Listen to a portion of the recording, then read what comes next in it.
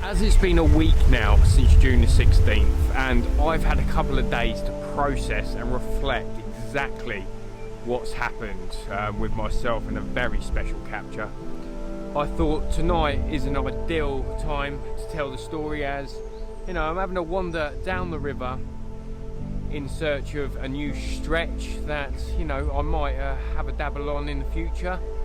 But something this week happened which was extremely special, and yeah, I don't even know where to begin with this, but let's have a little walk and we'll see how I can tell this story.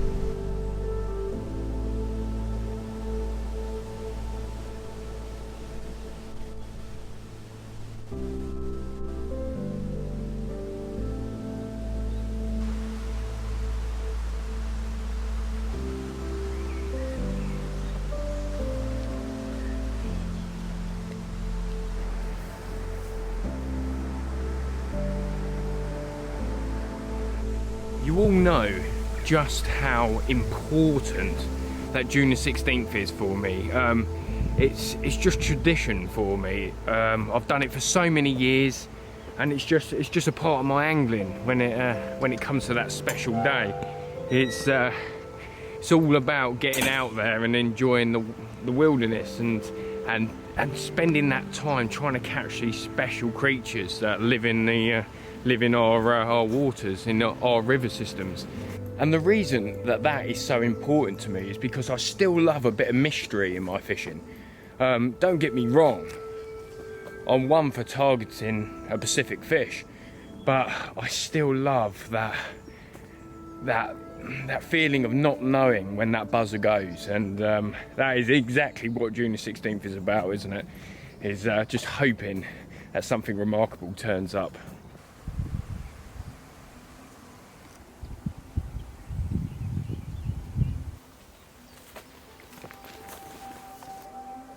Sometimes it really is just beautiful to have an explore, because I didn't realise just how beautiful that this stretch of river is. Sometimes just going on a little stroll, you can find the most magnificent places. Yeah, it's lovely round here. Bit of peace and quiet.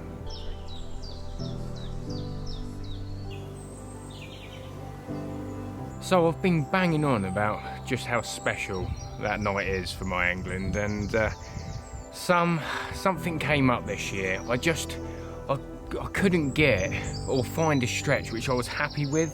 Couldn't find a spot that I really wanted to start introducing bait to, and with the weather being so goddamn hot, I didn't want to just sort of bait anywhere and just hope the fish were going to turn up.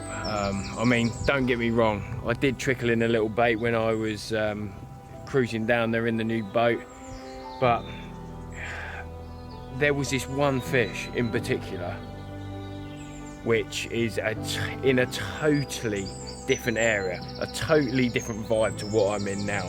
I'm in the great British countryside here. It's absolutely beautiful, and where this one fish was in an absolute built-up area in the middle of London, and that is just the only place I wanted to be this year. I had my eyes set on one particular fish, and honestly I didn't realise that it was going to be my first fish from the venue and on my first trip either. You just couldn't write it.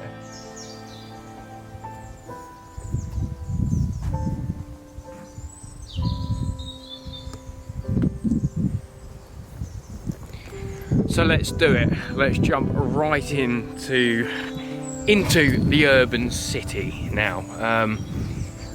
I was accompanied on this trip by a friend of mine, Jack, and he's been on quite a few of these with me recently. And I've been telling him about this fish for quite a while, and it really is my new target. But we're filming another piece in London, right? And both of us have been doing quite well. But because it was June the 17th and I hadn't yet quite scratched that itch of being on the river, I told him that we've got to go and at least have a look at my new stretch, which I was going to start putting some time into. And as we arrived, we paid our parking ticket, and we were walking through this very built up area, and we've come across a bridge, and this was my very first glimpse at the river.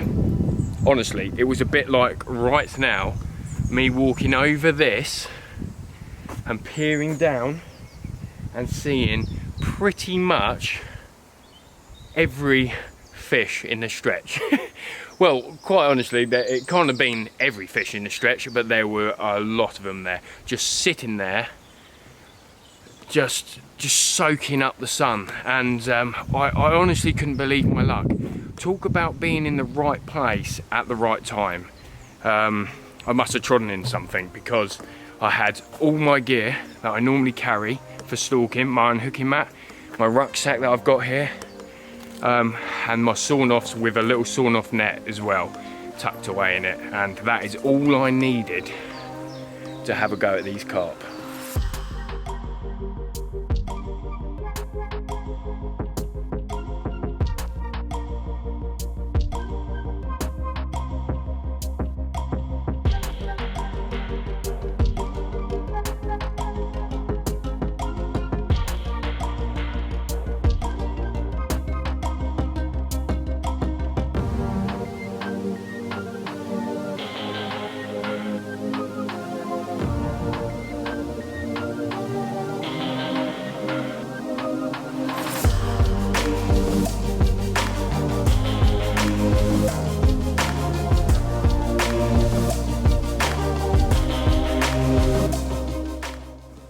As we'd come down to the water's edge, we could see that there was a guy that was bivvied up on the far bank, and he'd had 3 rods out, and he must have been there all night.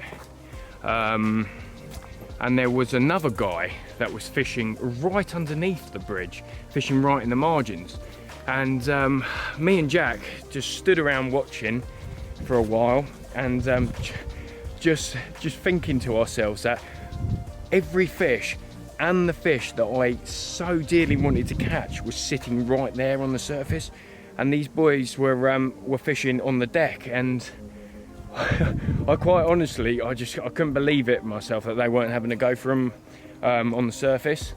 But as my luck would have it, these guys reeled in, or this one guy actually reeled in, packed away and rode off on his bike.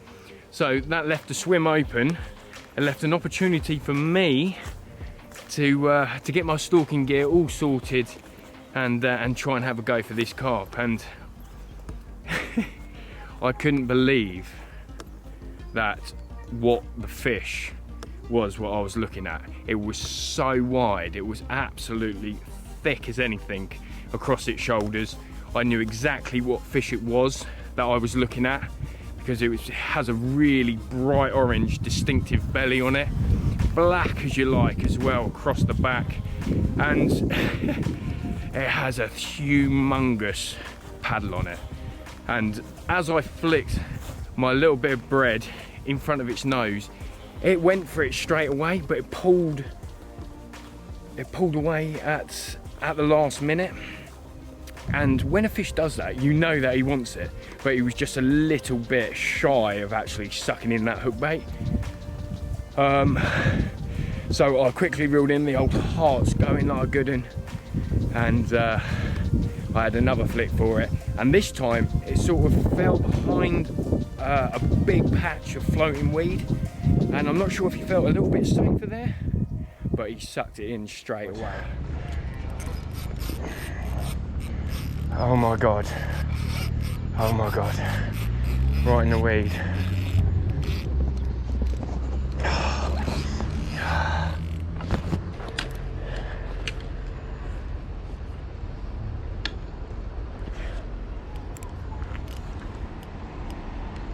Fuck's sake. Absolutely locked up, bruv.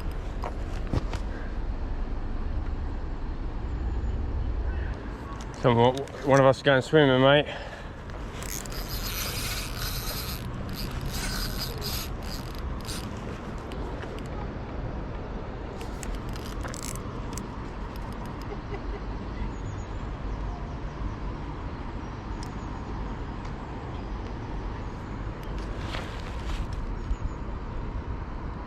Jack, I'm gonna have to fucking go in, aren't I?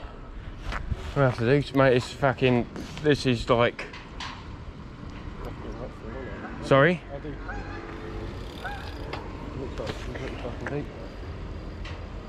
My knees are shaking, my heart's coming out my chest, man.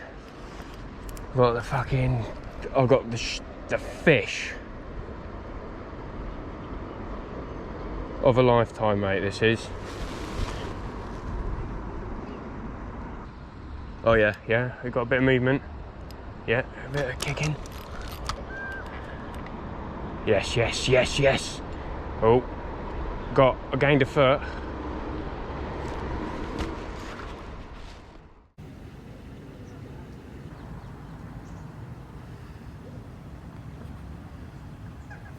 Jack, what am I gonna do, bruv?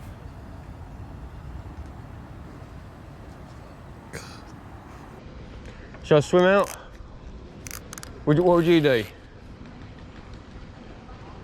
Come on. Get ready. Yeah, he's coming. What is that? No way. Hey? Alright, just keep the weed over him. Just keep the weed over him. Is that him? Yes, yeah, we're on. Good man, good man.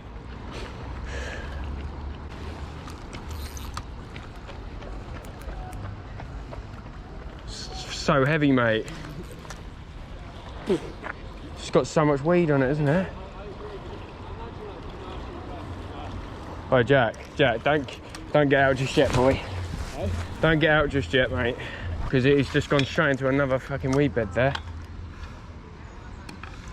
and it's so heavy with all that weed on it. Cheers, bruv. We're not over yet, though, are we? Fish, yeah. Yeah, I think so, yeah. Yeah, really good one.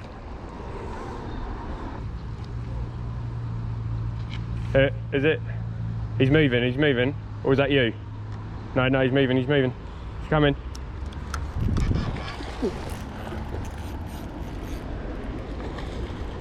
Whoa. No, he's coming. Excuse me, mate. We're mental. Oh, it's the fucking big girl as well, man. It is the big girl. Go on, boy. He's coming. Come on, boy. Come on, boy. Go on, Jack. He's yours, mate. Come on, fucking yes! Yes, mate. What a fucking fish. Right. Oh. Cheers, bruv, cheers. I've been literally dreaming of this fish for quite some time, and I've always thought about coming down to this river to have a go. And this is my first time visiting this venue, and I walked across the bridge and I see it straight away. And third cast at it, and it's taken it. And it's probably one of the best ones in the stretch, and the one that I wanted so bad. So you can't write it when it happens like that. That's for sure. People chase this fish for years, and I've been here 15 seconds. I can't believe it. Can't believe it.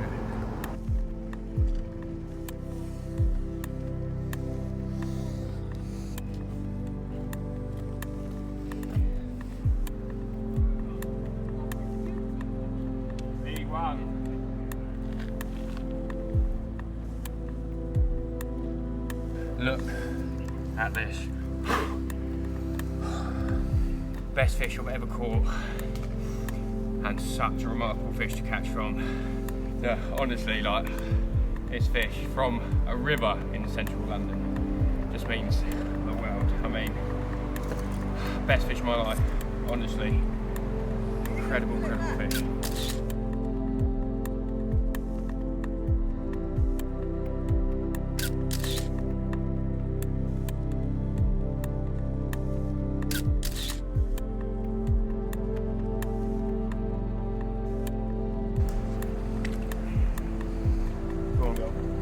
Here she goes.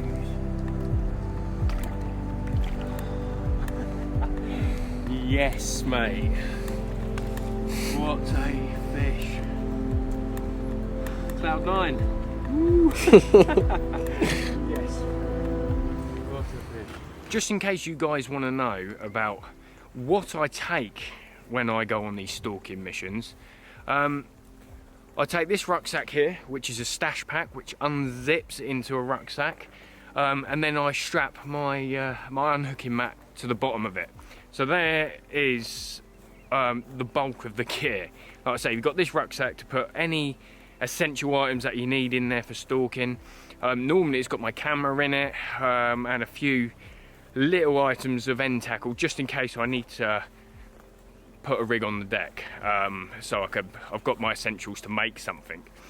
And then I carry my my little 6-foot sawn-offs with me. I normally carry 2, and I have my sawn-off net as well that literally compacts, folds right up, and goes into this tiny little rod holder. And that is all I take with me, because when I go to London and I'm roaming around all these park lakes trying to catch these fish, the last thing you want to be doing is carrying around serious amounts of gear, because you are doing leg miles on these days. This it's taken me years to compact my gear to exactly how I like it, but I feel like this really does work for me, and yeah, you know where to get it, guys. But if you've enjoyed this video, then please make sure you drop a comment below, hit that subscribe button, and I will see you again in the next one. Take care of yourself.